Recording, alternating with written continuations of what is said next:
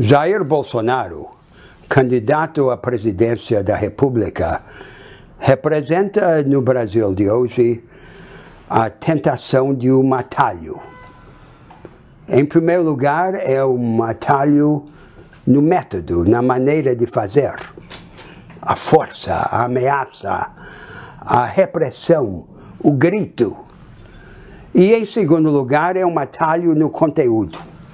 A redução das graves dificuldades estruturais que o Brasil enfrenta a questões de comportamento, de atitude e de moralidade.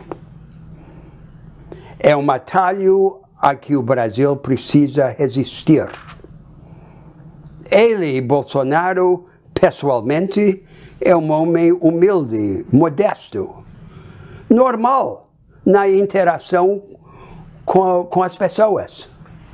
Mas ele, evidentemente, achou interessante encenar este papel de uma espécie de Mussolini brasileiro, que não cabe bem nele. Não é a verdadeira natureza dele. Por que lhe pareceu interessante este papel? E por que tantos brasileiros respondem positivamente a esta fantasia? A característica mais importante do Brasil é sua vitalidade.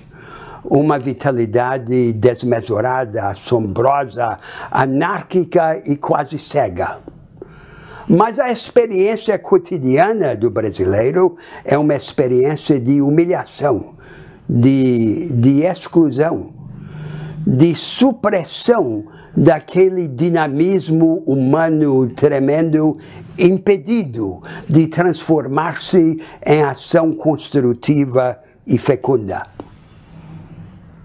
Este é o cenário em que Bolsonaro deita e rola. E em que este papel falso, funciona para atrair simpatizantes. Vejam em duas grandes áreas em que a diferença entre aquela fantasia e a realidade brasileira se manifesta. Primeiro, a política de segurança, o combate ao crime. É a área em que Bolsonaro se especializou. Mas Bolsonaro desconhece em seu discurso a diferença fundamental entre dois tipos de crime: o crime organizado e o crime comum.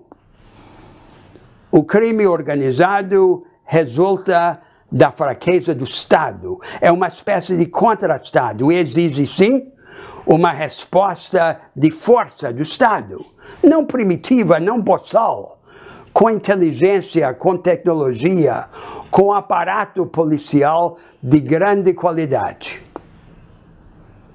Mas o que mais diretamente aflige o povo brasileiro não é o crime organizado, é o crime comum, é a violência na rua. E esta é o resultado da desorganização social. Há países mais pobres do que o Brasil, como a Índia, em que o nível de violência na rua, no bairro, é muito menor. Por quê? Porque aqueles outros países têm um nível mais alto de organização popular na base. E onde a sociedade civil se organiza, a criminalidade comum desaba, porque há vigilância, monitoramento e sentimento de responsabilidade das pessoas umas para com as outras. Para o crime comum, o que precisamos fazer é combinar a presença e a inteligência policiais com a auto-organização comunitária.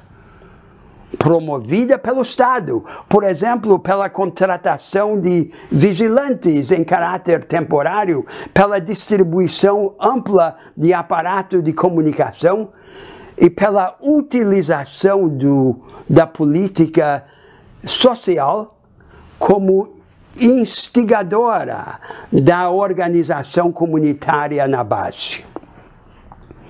Aí sim, o combate ao crime, em vez de virar apenas uma negação repressiva, vira uma oportunidade transformadora.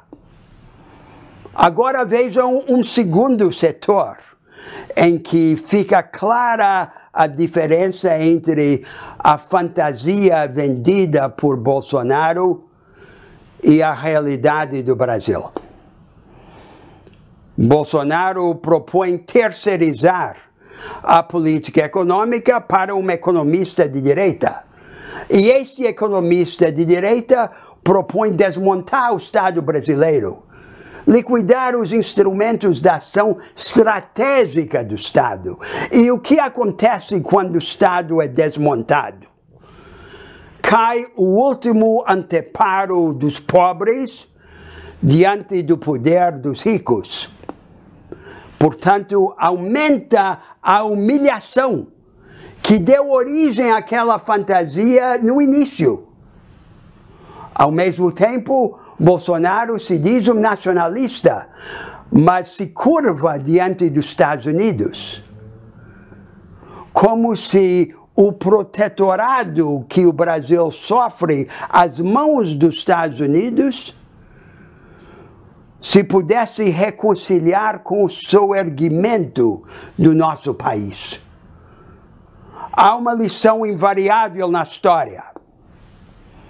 A rebeldia nacional nem sempre é premiada, mas a obediência é castigada invariavelmente. Nós precisamos, sim, de um Estado forte. Não para suprimir o mercado, a concorrência, a iniciativa descentralizada na economia e na cultura, mas para liderar os grandes projetos estratégicos que libertariam o povo brasileiro. A democratização dos acessos às oportunidades econômicas e educativas. Aí sim, estamos respondendo à experiência cotidiana da humilhação.